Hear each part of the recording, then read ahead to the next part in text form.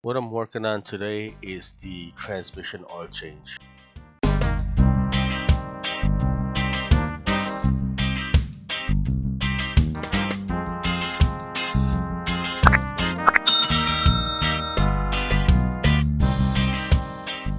Hey guys, welcome to the bar channel where I'm either building it, assembling it, repairing it, or just replacing it. What I'm working on today is the transmission oil change on this 2013 Nissan Rogue. So first things first, we need to get this car elevated and secure. Safety is always first, so you want to make sure that nothing falls on you. So I have this car up on two ramps, and in the back I have jack stands with a jack in the back for an emergency in the event I need to lift it up. So the car is leveled and it's secure, so let's proceed with this oil change. So once I got my car leveled and stabilized, I'm going to try to figure out where is the oil flowing from top to bottom or bottom to top. So I've disconnected the top and I'm going to try to crank the engine to see the oil flow. This is located in front of the car, in front of the radiator and the condenser. That's the oil cooler. So I will be flushing that and show you that later on in the video. Now with a 19mm wrench, you want to try to crack that drain pan nut. Sometimes a wrench doesn't work. You want to get a socket. In this case, you can see it was extra tight, and with my pink gloves, you can see I was slipping. So I just went ahead and found a socket. So I'm going to use a socket to crack this nut loose.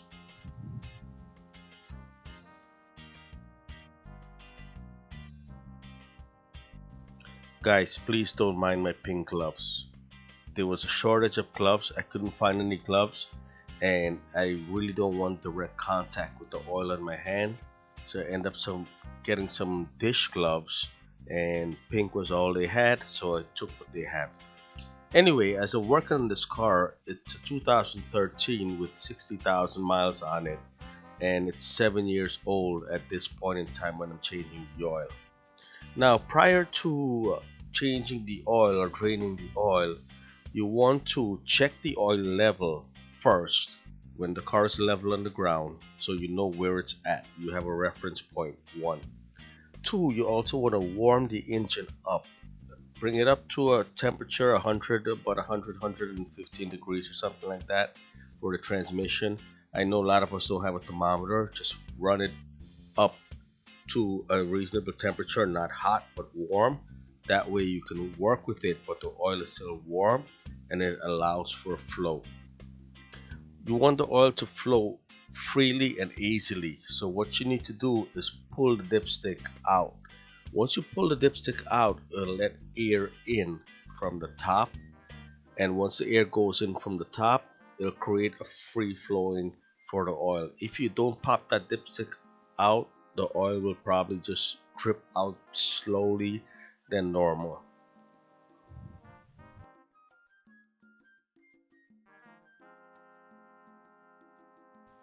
Now once you've satisfied that the oil is fully drained and the pan is empty, you want to go ahead and get your nut back on.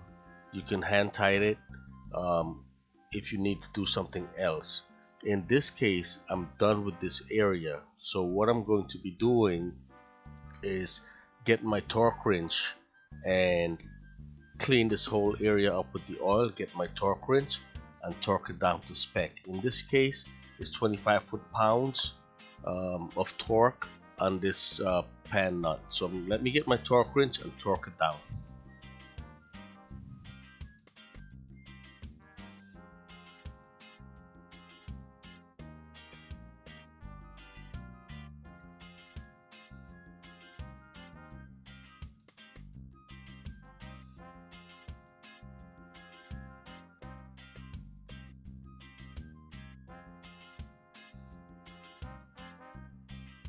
Like I mentioned before, once you finish torquing it, you want to clean the area because you want to see if there's any oil leak once you start filling it with oil. So you want to make sure the area is all cleaned up before you proceed with filling it with oil. Now, based on this specs, this vehicle takes 8 3/8 quart of fluid. So based on that, we're putting in the CVT fluid. We bought 3 gallon of this fluid, and we're gonna fill it up with 2 gallons, and which will be 8 quarts. So once we fill it up with 8 quarts, we'll go ahead and start flushing the oil cooler.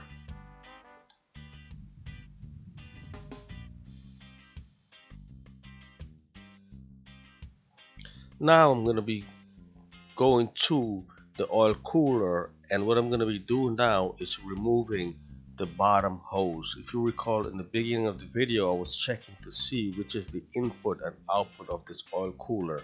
This oil cooler again is located in the front of the radiator, right in the very front. You can see it between the plastic molding. That bottom hose is a little bit difficult to remove, so it was done off camera. Anyway, I had an extra hose on there and a clamp, so I connect the clamp and the extra hose to it. There is the bottom hose that was removed, and there's the clear plastic hose that I attach so I can flush the old oil out. So I put that clamp on there, tighten it up, and I'm going to let it drain into the bottle. Now to do this, you want to have a second party that's in the car that started up and that can shut it off when needs be. So I'm going to have the person start the engine and let the car run, and once it's running, then you will see the color of the transmission oil that's coming out. You'll notice the difference. What's coming out here will be all brown, even though I put the new fluid in there which was red. You will see the brown fluid coming out, and it's going to drain into the container. At this point here, I almost got a quart of the old oil out of the engine, and it's still brown.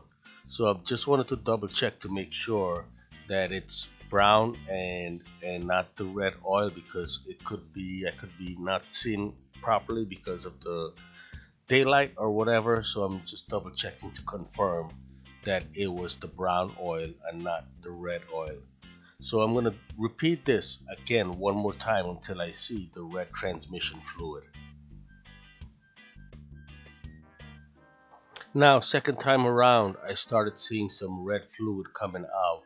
So I pulled it out of the bottle, and I'm going to pump it into the drain pan and observe the color in the pan to see what color is coming out. Once I'm satisfied that it's all red, then I will know that the old oil was flushed out, and here it looks to be all red.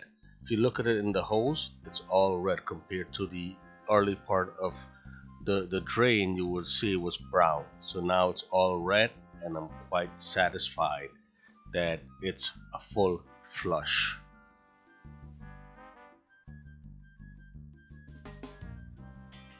Now that part is done, I'm gonna go ahead and get all the excess oil out of this hose.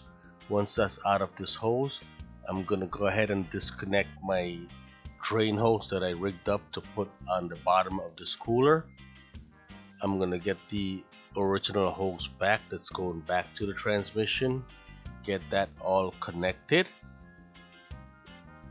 and move on to the next step. This takes a little bit of time because you're working within the plastic. My hands are a little bit small, so I'm able to get it through the grills. Some people with, the big mitts, the big hands, may not be able to get it in there and work, but I was able to get mine through and work with what I have. So no need to remove the bumper, the grill, or anything else. And based on the hole size, I think a lot of people should be able to get their hands in there. Guys, I know the video is a little bit shaky, but I have it in 1.5 speed, And also trying to record and do this is not easy because one hand is really occupied and you're trying to work with the other hand, or setting the camera on a spot where you can get the footage that's needs to get. So just bear with me as I try to show you how I get this all connected and secure back to the original position. Once that's done secure, I'm gonna go ahead and top off the transmission oil with whatever extra is needed. Take my measurement with my dipstick and I'm gonna run the engine. Once you get the engine running, you want to go through and shift through all your gears for a good minute and a half, 2 minutes to get the oil in all over the transmission, actuators or whatever they have in there, and you should be good to go. Give it a couple of miles on the vehicle, run it around, and double check your fluid and adjust as necessary. Like, share, subscribe. Thanks for watching. Peace out.